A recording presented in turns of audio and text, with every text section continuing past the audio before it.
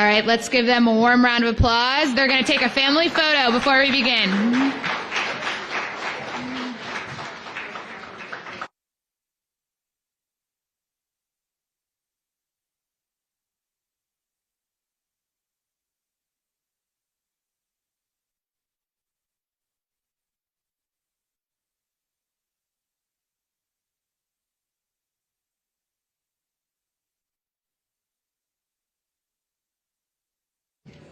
Hello and welcome everyone to the U.S. Center. This event is a wise investment financing the next generation of women climate leaders. And now I'm very excited to wait 1 second before we continue. I'm just getting you guys excited. The anticipation is building. I can feel it. Yeah.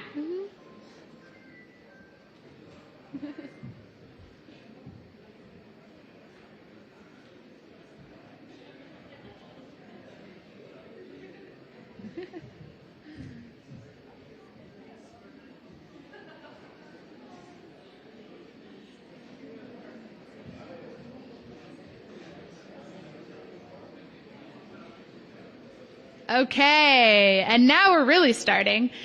So this event is a wise investment financing the next generation of women climate leaders. And now let's give a round of applause to our first speaker, Jennifer Klein, Director of the White House Gender Policy Council.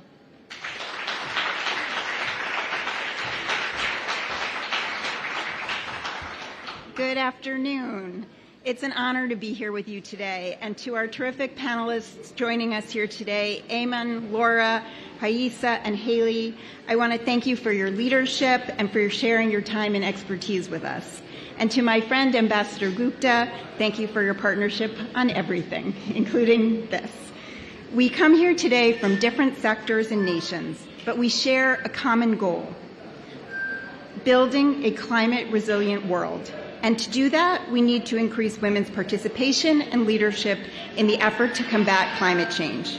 President Biden created the Gender Policy Council, which I am privileged to lead at the White House, early in his administration, because he knew that to address the world's greatest challenges, domestic and foreign, we need to eliminate the barriers that hold women back.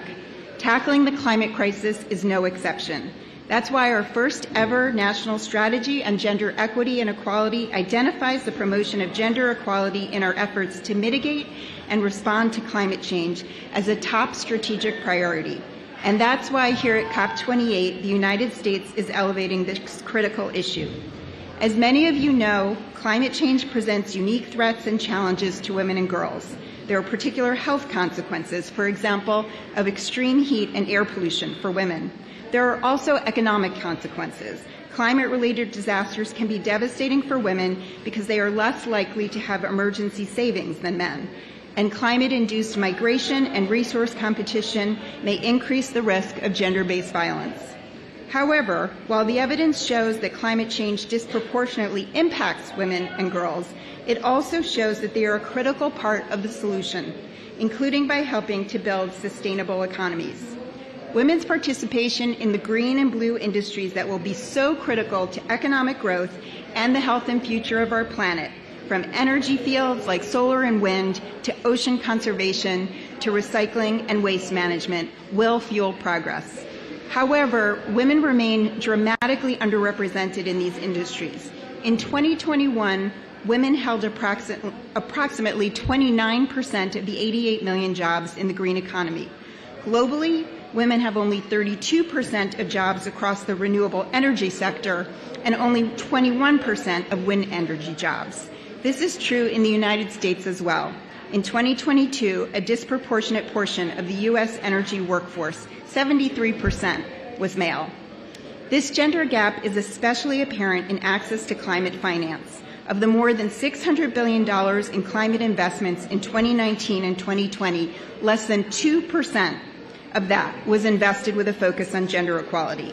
And we know that women around the world, including in the climate sector, are much less likely to have access to finance to grow and start green businesses as compared to men. Unless we act now, these gender gaps will only continue to grow. By 2030, the green economy is expected to generate 67 million new jobs, but estimates project that women will only hold 25% of these jobs. If we stay on the current trajectory, we risk leaving women behind in the well-paying industries of the future and missing the talents and contributions of women business owners and leaders in these critical sectors.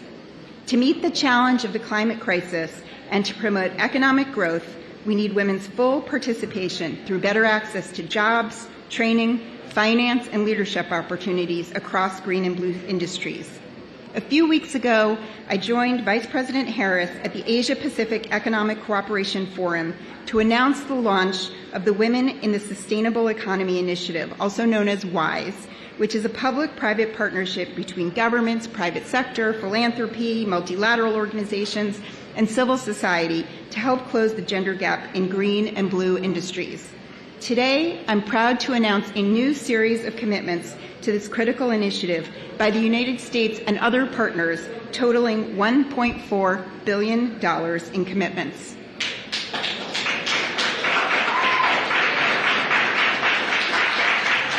That billion number sounds pretty good. Throughout this initiative, we will change the face of the green and blue industries of the future. We'll increase girls' access to STEM education. We'll promote women's access to skills training in areas like engineering and manufacturing. And we'll work with partners to address discriminatory norms and laws and everything from land tenure to inheritance rights in order to ensure women's ability to participate and to lead. Now I'm pleased to introduce two of our WISE partners to talk about their partnership with us on this important initiative. First, the Honourable Eamon Ryan is Ireland's Minister for the Environment, Climate and Communications, and Minister for Transport, roles he has held since June 2002. He previously served as Government Minister for Communication, Energy and Natural Resources, and was a founding chairperson of the Dublin Cycling Campaign. Thank you very much for being here to discuss Ireland's commitment to this work. And second, I'm pleased to welcome Laura Lane, Executive Vice President and Chief Corporate Affairs and Sustainability Officer at UPS, where she oversees public policy and sustainability for the company. Laura began her UPS career as President for Global Public Affairs in 2011, and prior to joining UPS, she served in both the public and private sectors, including as a diplomat in the U.S. Foreign Service in Rwanda and Colombia.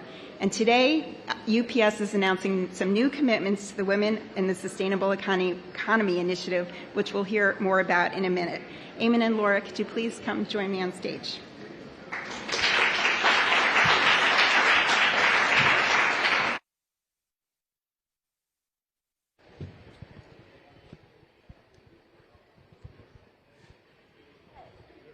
Minister Ryan, my first question is for you.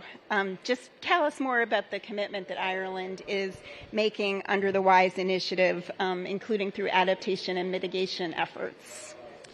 Well, I'm very glad to be here, and I'm very glad that we are able to support this initiative, a $5 million commitment, $1 million each the next 5 years. And I think it just builds on, I suppose I have to mention, there's a tradition in our country going back to supporting climate justice. May Robinson obviously has been hugely influential in that influences all of us, but also our team in the Department of Foreign Affairs. Sinead Walsh is here, I think, our climate envoy. And I think we have put a particular focus on this in we're going to be by next year, the year after, €225 million support for climate finance. We try and stitch it into every aspect, in every way. So this particular programme, obviously, it's so specific and it's so targeted and it's so correct, but it has to be reflected in all the spending and support we do.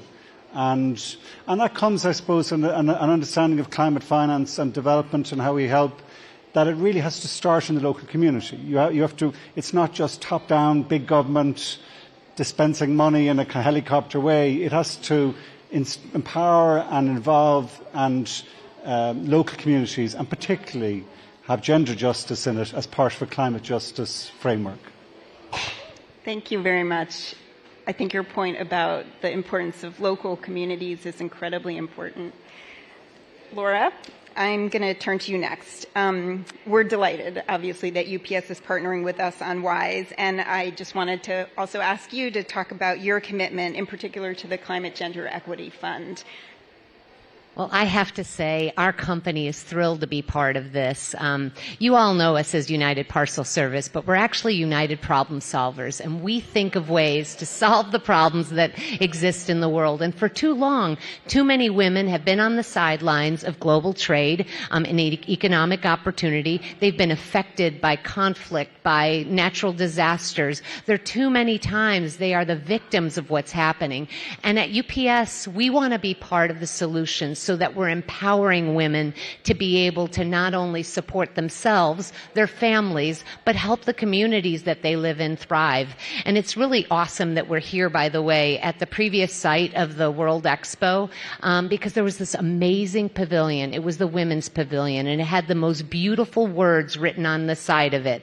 When women thrive, humanity thrives. At UPS, we actually believe that, and that's why we've made this investment in this important initiative to support the funding proposals that'll come from it, to be able to support a wide range of organizations that maybe have more expertise in particular areas than UPS does, to support women in their economic endeavors. But UPS is also committed to using our time, our talent, our network, and our expertise to support women as well. And that's why we use what we do best, which is deliver packages around the world, to help enable women to be able to do the same. We have an awesome program called the Women's Exporter Program that's aimed at helping women realize their economic potential by using our expertise to help them take their small businesses and take them global. And so we're really excited to be a partner in this important work, because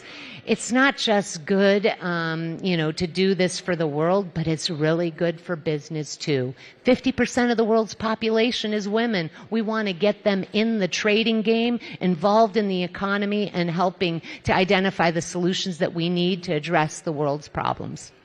I'm going to actually pick up on something you just said, which is you referenced your bottom line and why this is good for business. Can you talk more about that? And Laura and I were recently together in a meeting at the White House where Laura was also talking about the work that you are doing on childcare, which is, again, something that enables women to work, which I assume is also good for you as an employer. So talk more. Yeah, absolutely. So, if you look at our company, we think that our success is going to be driven when we have an inclusive leadership team.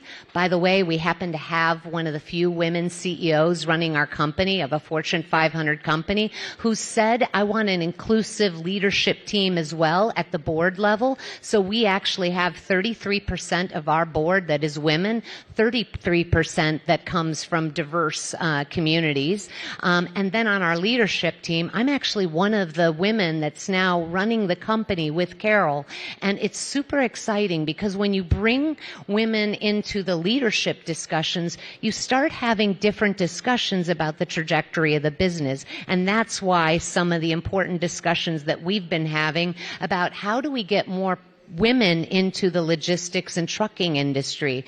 How do we create the training programs that give them the confidence to be part of our industry sector? What are some of the challenges that they face that maybe prevent them from being part of our company? And that's where one of the cool new initiatives that we launched came about.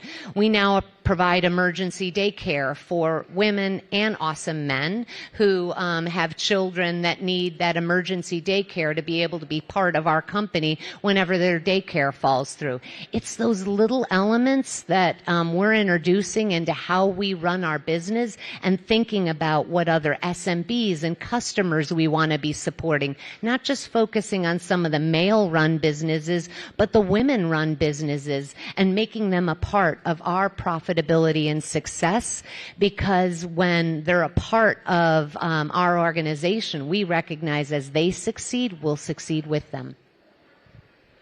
Minister Ryan, back to you. You referenced, of course, Ireland's long-standing commitment to environmental justice, including through adaptation and mitigation. So I just wanted to ask you to talk more about the impact of the investments that you have made.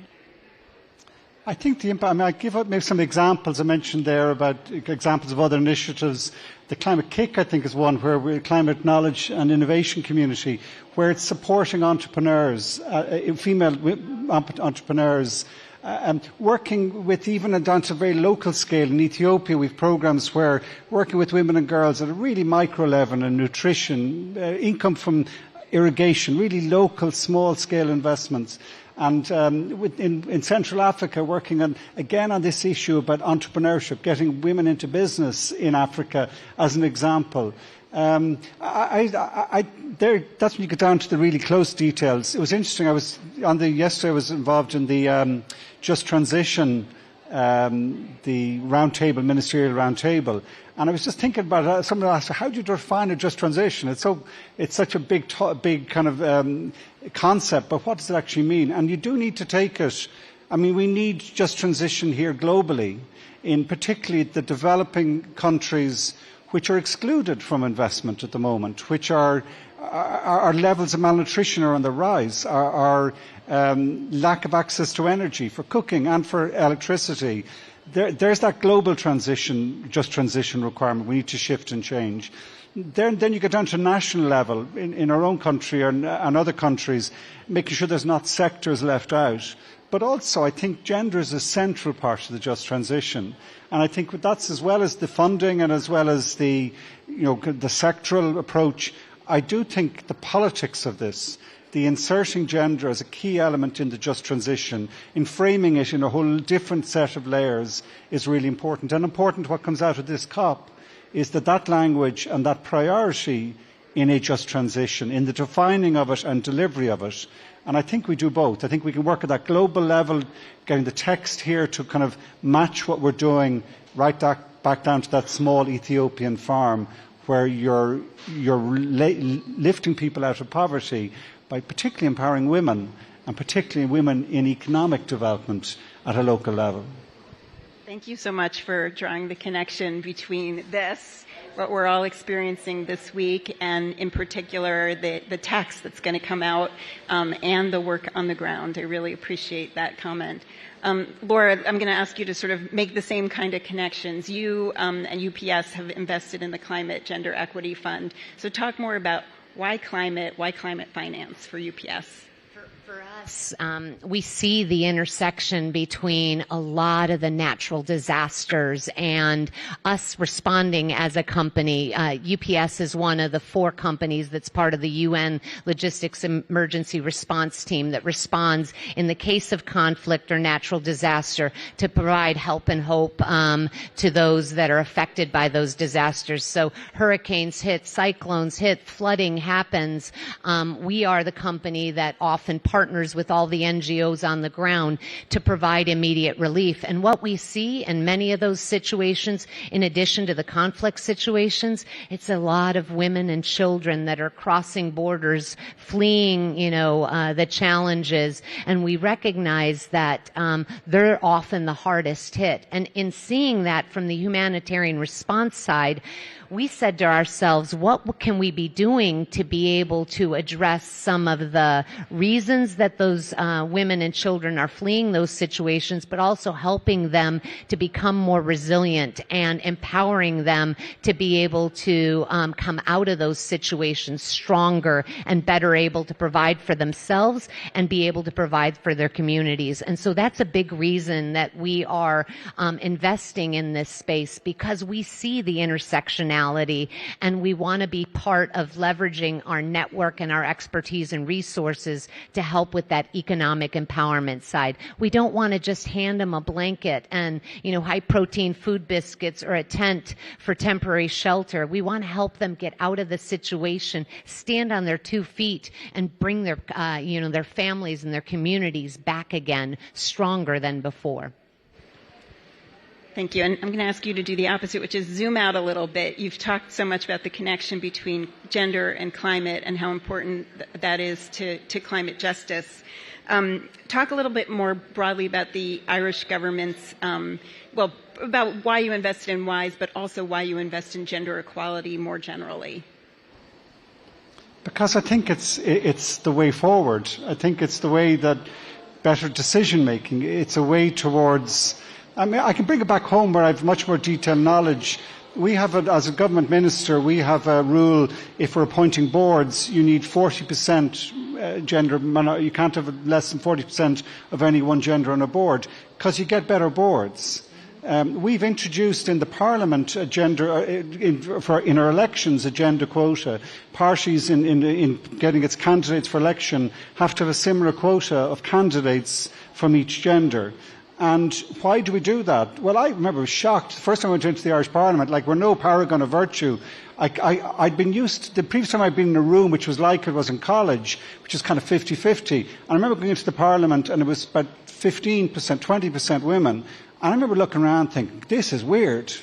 What's wrong with the room?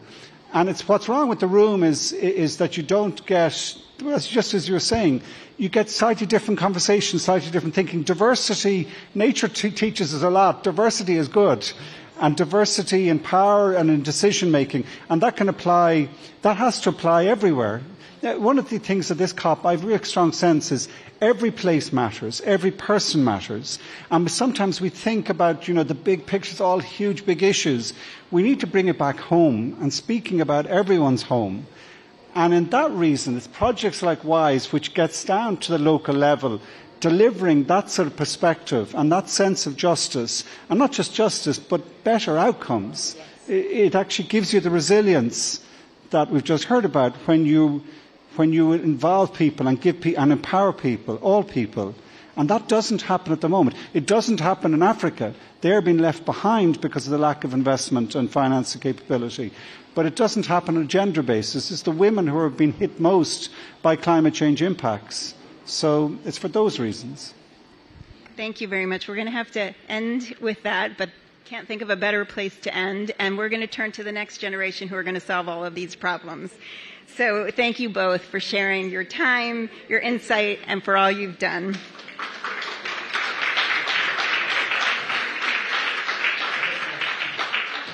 And it is now my great pleasure to introduce Dr. Geeta Rao-Gupta, Ambassador at Large for Global Women's Issues, and young leaders to join her here.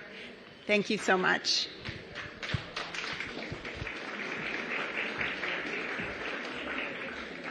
Thank you so much, Jen. Thank you for that kind introduction, for your partnership. And she's an incredibly committed person there in the White House, spotlighting this intersection between gender equality and climate change.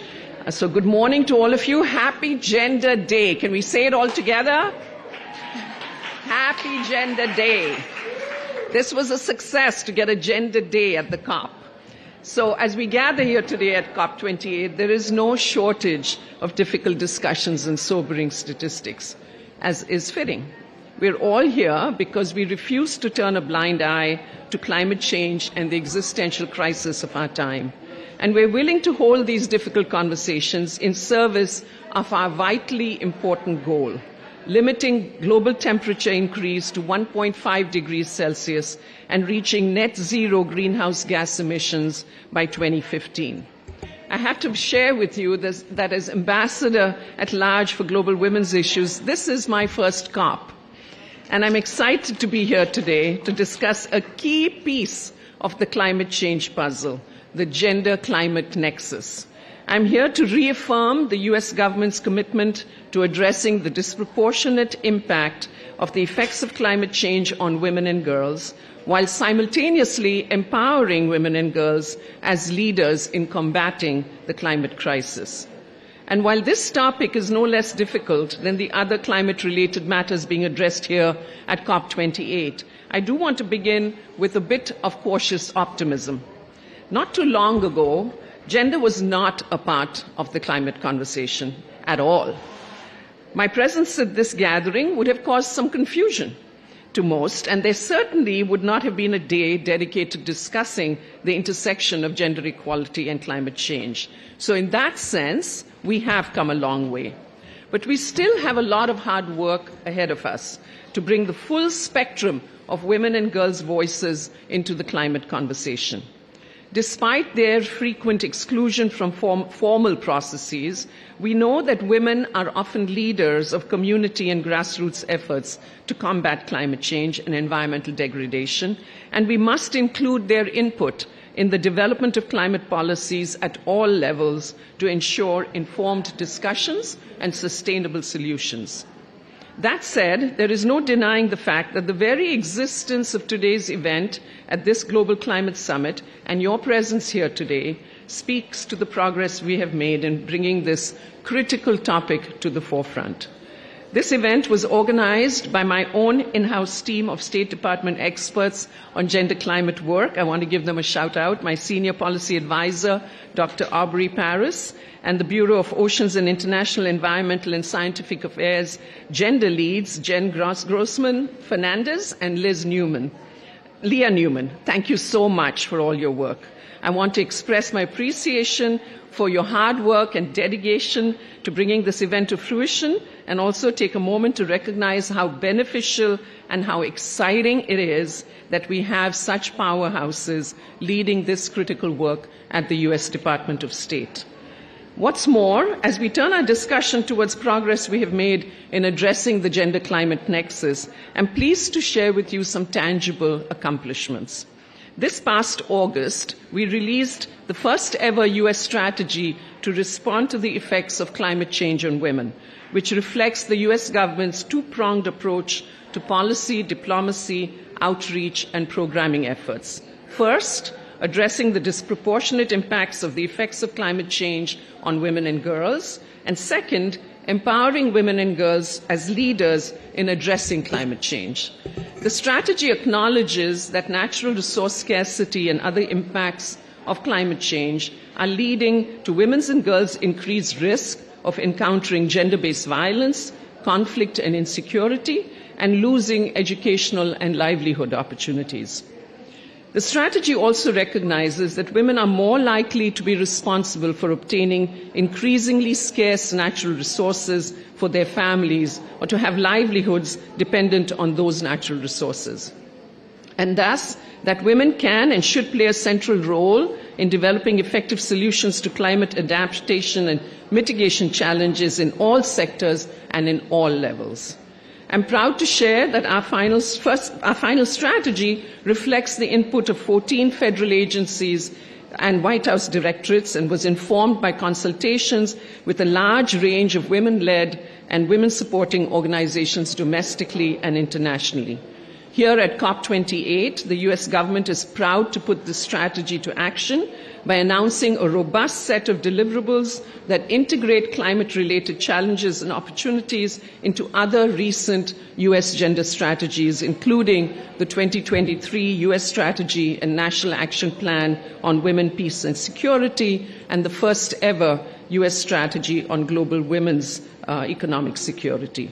This year, as you just heard one of them, the U.S. government has delivered on a number of initiatives, programs, and outreach projects to support women's and girls' crucial role in climate solutions. And you have heard about the WISE initiative. These efforts represent a historic commitment by the U.S. government to integrate gender equality and climate action in our work globally.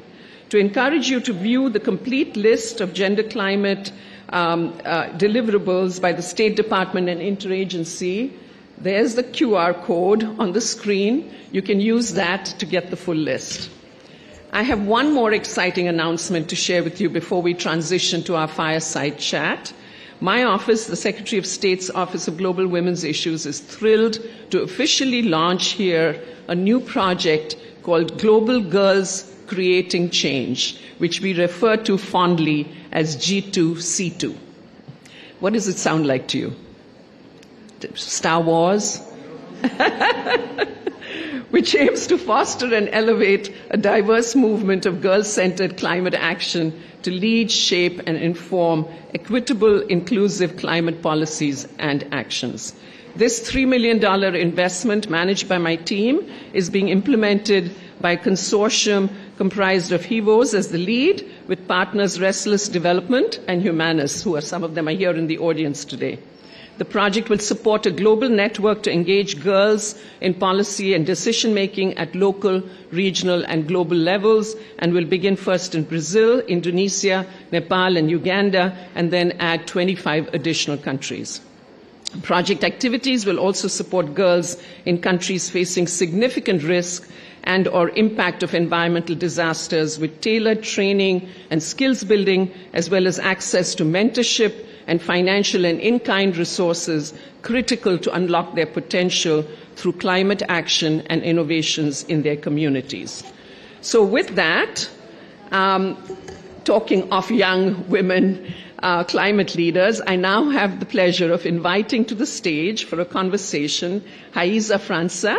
She's the Global Engagement Director at Youth for Nature and a passionate advocate for endless possibilities of plant-based food. She has a bachelor's degree in social science from Brazil and a master's in science in leadership for change from Finland. She's originally from Brazil, but has embraced Finland as her new home. Haley Campbell is our other panelist. She's co-executive director at Care About Climate. She has a master's in sustainability solutions from Arizona State University and currently works in Honolulu at the Office of Climate Change, Sustainability and Resilience. Welcome to both of you, and thank you for the work that you do to engage youth communities in climate action. Do we have a microphone?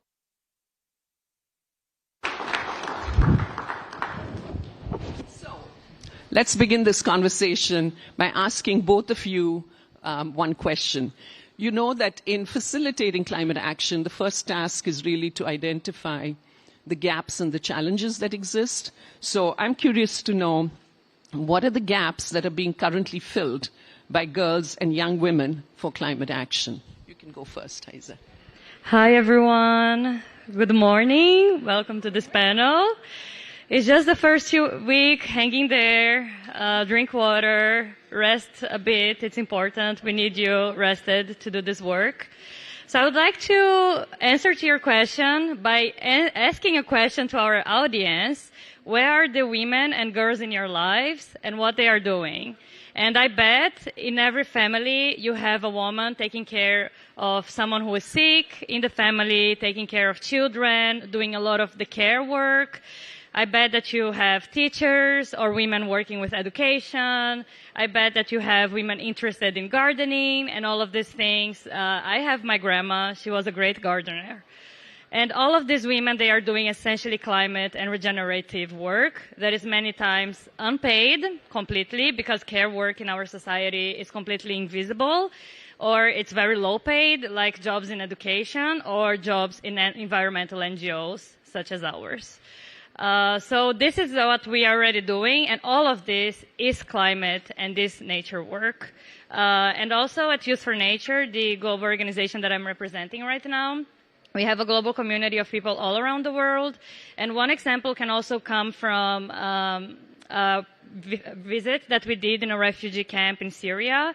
And what we noticed is that under these extreme circumstances caused by wars, caused by environmental change, and all of this, women are leading and they are incredibly resilient and they are doing a lot of these nature-based solutions in this camp. So it is true, we are victims, but we are already filling a lot of these gaps and we are already leading with these challenges in very difficult circumstances.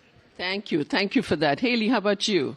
Yeah, thank you so much. And also happy Gender Day. Woo! Yeah, clap again. You can't keep clapping for gender all the time. Yes, exactly.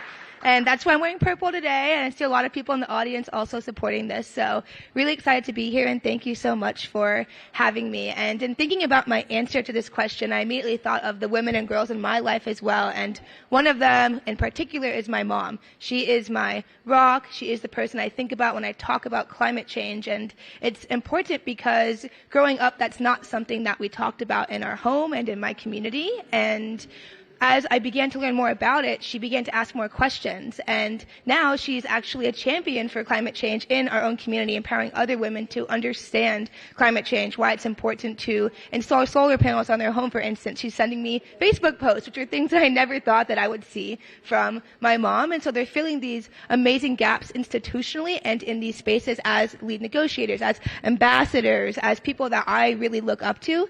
But they're also filling gaps on the ground in our families and our communities where we have the opportunity to really connect, hear each other, and in leading change. And to that point, I'll note that at COP27, the data is not out yet for COP28, but will probably be similar. Only 7 out of the 110 world leaders that were pictured on stage were women. Only 7. And that doesn't reflect all of the amazing leadership and work of women that we're doing in our communities to implement and design climate policies to help care for each other in our communities and to help lead nonprofits like we're up here doing and lead these difficult conversations. And so though we might not be reflected in the big leadership space yet, we are there. We are bringing our chairs to the table and we're informing decisions to ensure that gender equity is something that is being at the forefront of all of these decisions.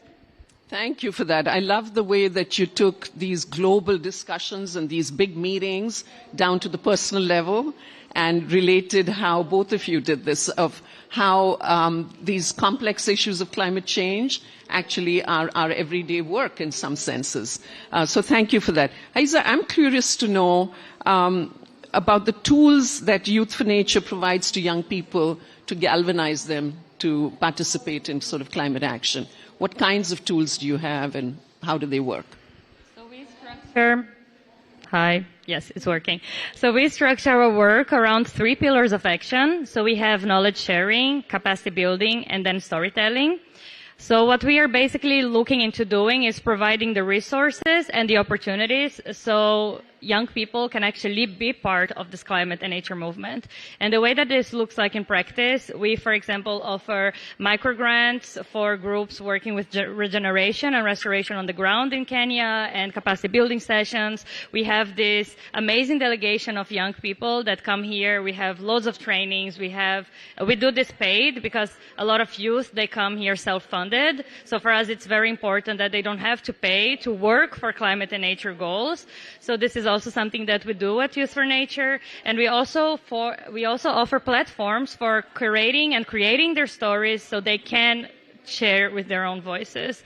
And for us, this is very important because what we are trying to do is systems change. So we want young people to be able to sustain their livelihoods through climate and nature work.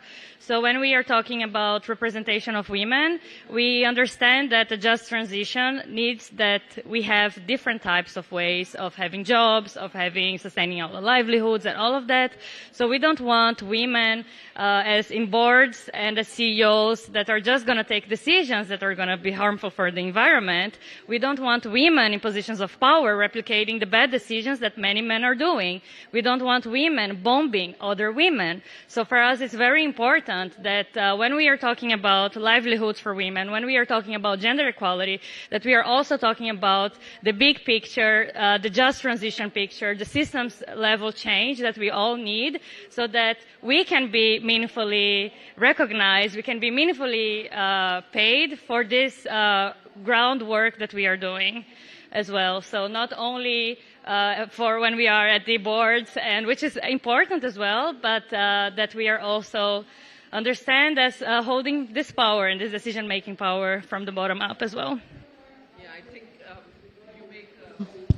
you make an important point because it's not just about the training, the technical training, it's about the values, right? It's about the values that you want to promote as a climate activist. So Haley, we talked a little bit about training, and I was told that Care About Climate launched the world's first youth-led training to help young people better understand COP. I thought that was interesting. So what did that achieve? I'm curious to know. What do you sort of think it was impactful?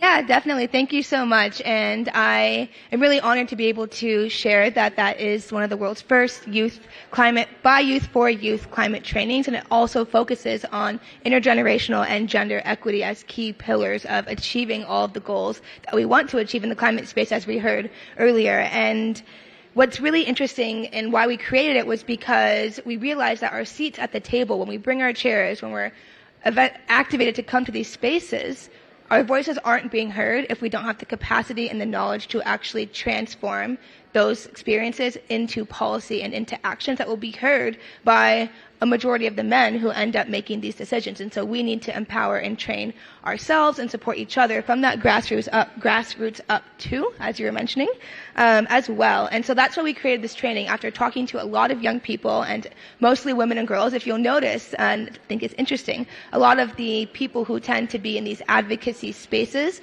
tend to be women and girls. And this is not only my experience, but those of Care About Climate. 5 out of the 6 people who lead our team are women. We're a global team, and it's really important to be able to empower each other. And so you asked what this training has achieved, right? And something that is really important to us is that studies have shown that when women and girls are included in decision-making spaces, these climate change decisions are a lot more ambitious. Countries are committing to tackling climate change at a much quicker and more equitable rate. You also see this in business. I have a stat for you, and companies with a higher percentage of women on their boards are 21% more likely to actually set more ambitious emission reduction targets. So we're seeing this across sectors and across the board. And so this training has empowered this year in total, over 500 young people, not just with the knowledge of COP, but also how do you be your own best advocate? How do you enter these spaces with confidence? How do you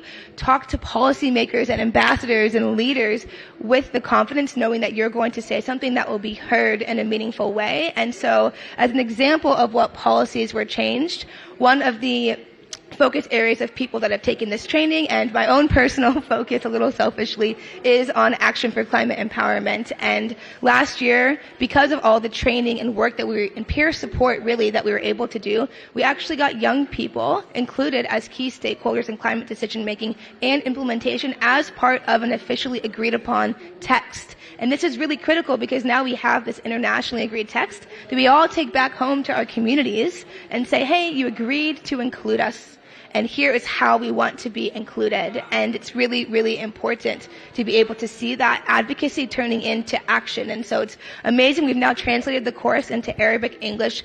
It's Arabic, English, French, and Spanish. And next year we'll be achieving all the other UN languages and Portuguese.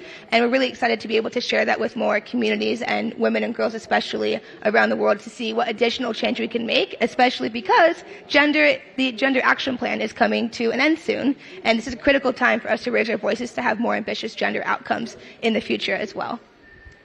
That's very impressive to hear the results that have been achieved. I have to say, listening to you, I was reflecting on when I was much younger. That's many, many, many years ago.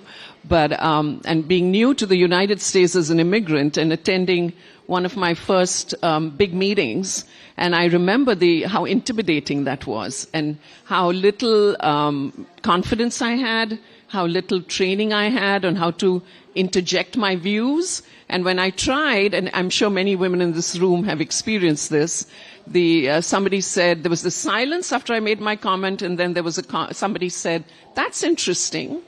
And then the conversation just went on.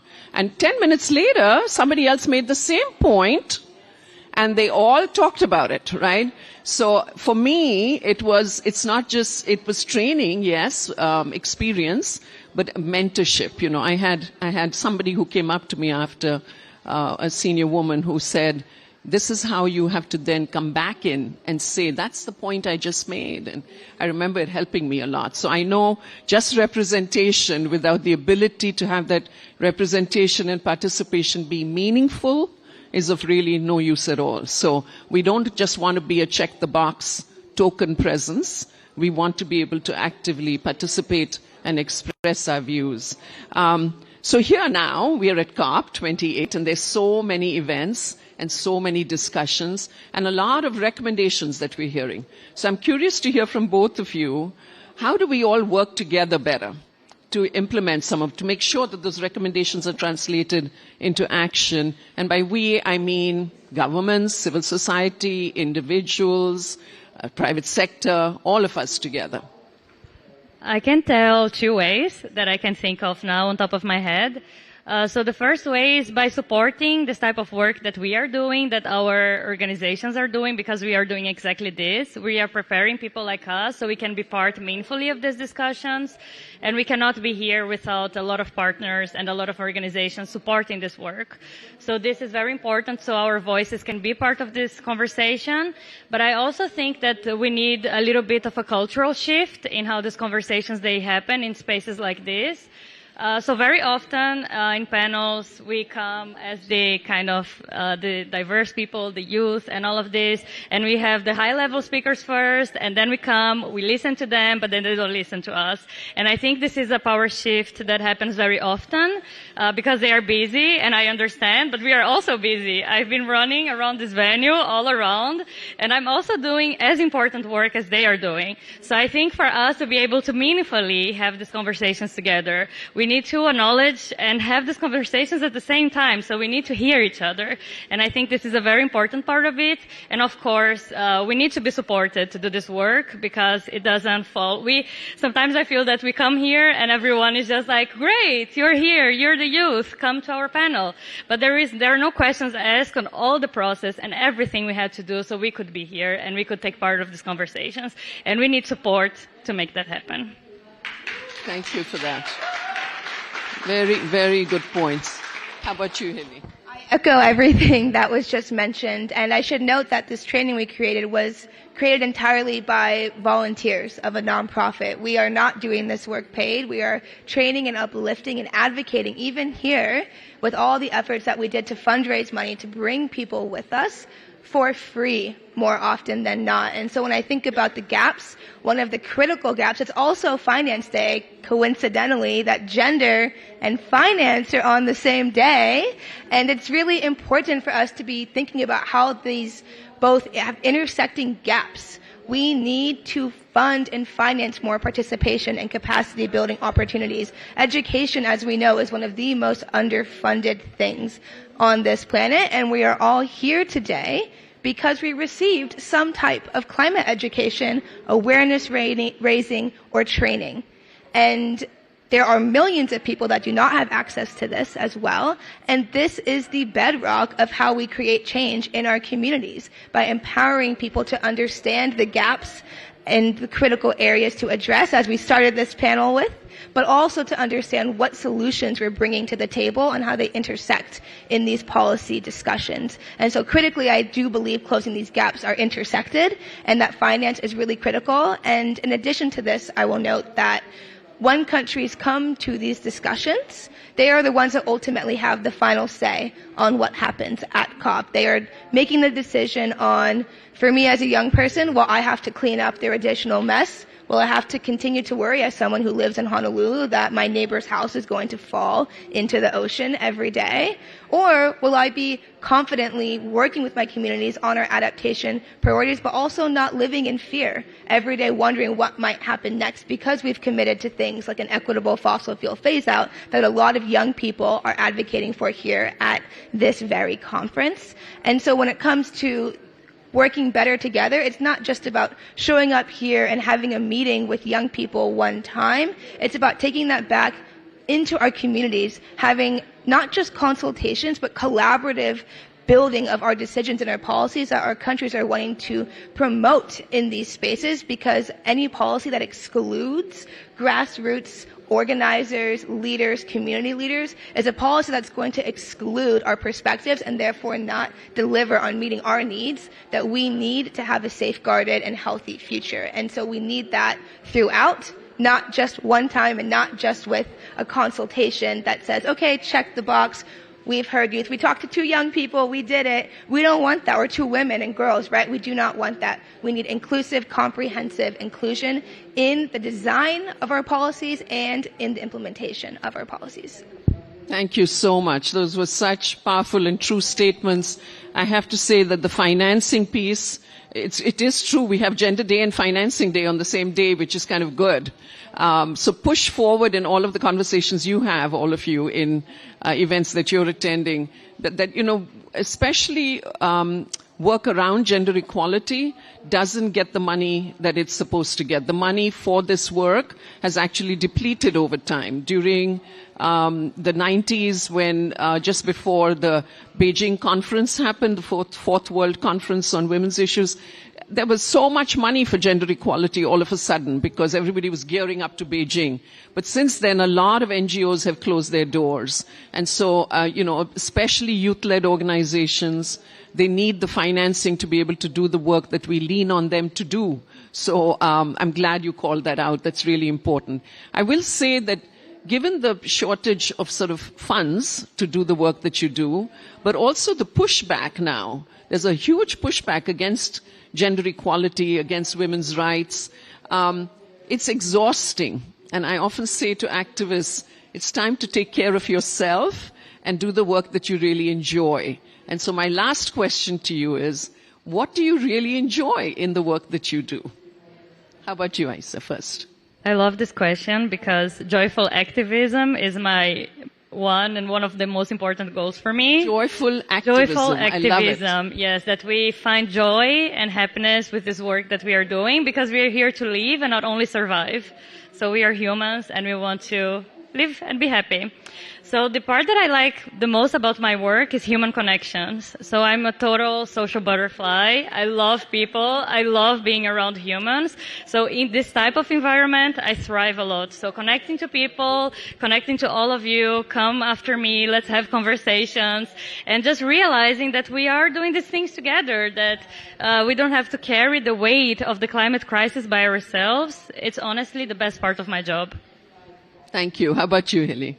Yeah, thank you so much. And I think I'll answer this in kind of two ways. The first is something I didn't mention about Care About Climate is we empower young women and feminists from their communities to analyze their country's nationally determined contribution, which is the bedrock of the Paris Agreement, for gender and intergenerational justice. And it's really critical because we're then empowering these young women and girls to actually produce recommendations that they can bring to their governments to foster change. And we're doing that work to bring them those recommendations here to COP and beyond. And so similarly, I love people. I love just being in this space. I'm energized by being out and about, not being at home watching TV. It's a rarity for me.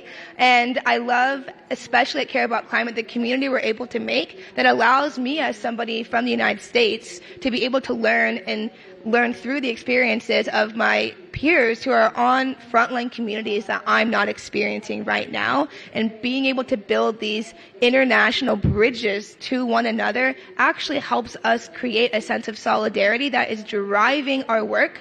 And I believe that is why when these places are more inclusive of women and girls and young people, that's why the outcomes are more inclusive, because we are building this solidarity and coming from a place of care and wanting to learn about each other. I don't just go into a meeting immediately and say, all right, so here's the agenda. I always ask a fun check-in question, like, what is your favorite ice cream in your community? Or if you were a candle scent, what would you be? And you can learn so much about each other just by being people first and trying to get to know each other. And so for me, that's my favorite part about the job, is just getting to learn and grow together, and of course, share in those frustrations, and really through that sharing of frustrations, build bridges to find and solve these problems that we're facing as women, because we all know that the future is female. We hear that a lot, and we're continuing together to drive that future that we need and will be creating.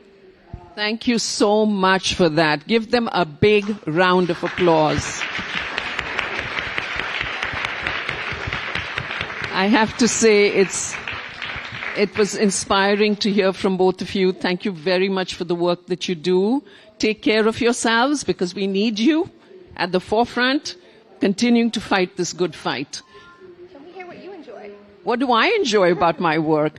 Pretty much the same thing. I've been at it for 40 years, and I will tell you that I'm motivated by hope.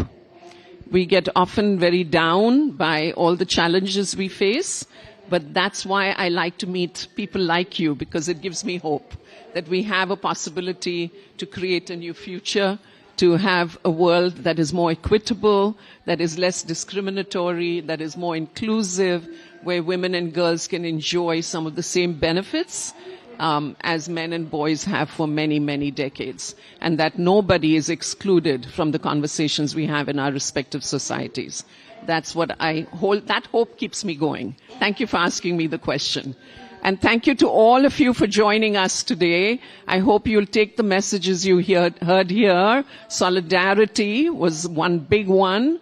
As you go out there today on Gender Day and talk to others about the importance of a gender-responsive just transition, not just a just transition, cannot be just if it's not gender-responsive. So talk about that. Talk about the need for financing to make things work for gender equality, talk about breaking down silos. We don't want to be working on climate change here and gender equality there.